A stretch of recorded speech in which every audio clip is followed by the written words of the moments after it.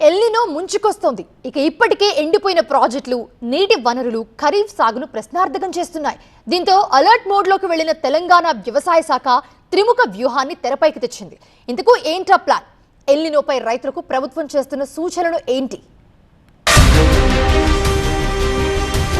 El Niño ప్రభావంతో ఏర్పడే పరిస్థితులను ఎదుర్కొనేందుకు సమగ్ర కార్యాచరణ సిద్ధం చేసింది తెలంగాణ ప్రభుత్వం. రైతులకు నష్టం జరగకుండా 3 దశల కంటింజెన్సీ ప్లాన్ అమలు చేయాలని రాష్ట్ర వ్యవసాయ శాఖ మంత్రి తుమ్మల నాగేశ్వరరావు అధికారులను ఆదేశించారు. జులై 15, జులై 30, ఆగస్టు 15 తేదీలను ప్రాతిపదికగా తీసుకుని వర్షాభావ పరిస్థితులకు అనుగుణంగా రాష్ట్ర ప్రభుత్వం ప్రత్యేక కార్యాచరణ రూపొందించింది. వర్షాలు ఆలస్యమైనా రైతులకు విత్తనాల కొరత లేకుండా ముందుగానే భారీ స్థాయిలో నిల్వలు సిద్ధం చేస్తున్నట్లు అధికారులు వెల్లడించారు. జిల్లాల వారీగా ప్రత్యేక ప్రణాళికలు కూడా సిద్ధంగా ఉంచారు.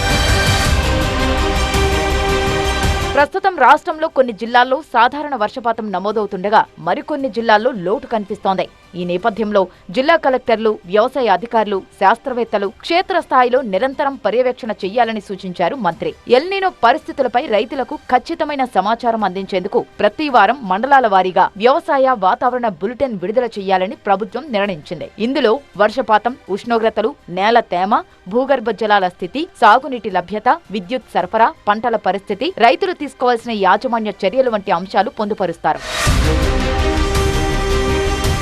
వర్షాలు పడిన తర్వాతే విత్తనాలు వేయడం, నేల తేమను కాపాడే పద్ధతులు పాటించడం, సరైన సమయంలో ఎరువులు వినియోగించడం, తక్కువ నీటితో సాగు చేసే విధానాలను అమలు చేయడం వంటి శాస్త్రీయ సూచనలను ప్రతి రైతుకు చేరవేయాలని అధికారులను మంత్రి ఆదేశించారు. వరి సాగు చేస్తున్న రైతులు నారు నిర్వహణ, నాటే దూరం, ఎరువుల వినియోగం, నీటి పొదుపు పద్ధతులపై శాస్త్రవేత్తలు సూచించిన మార్గదర్శకాలను పాటించాలని సూచించారు. ఇంకా నారు వేయని రైతులు తక్కువ కాలంలో పండే రకాలతో పాటు ప్రత్యామ్నాయ సాగు పద్ధతులను పరిశీలించాలని తెలిపారు. నీటి లభ్యత తక్కువగా ఉండే ప్రాంతాల్లో వరికి బదులుగా మొక్కజొన్న, సజ్జలు, రాగులు, కందులు, మినుములు, నువ్వులు, పొద్దుతిరుగుడు, అలసందలు, కూరగాయల సాగును ప్రోత్సహించాలని ప్రభుత్వం నిర్ణయించింది.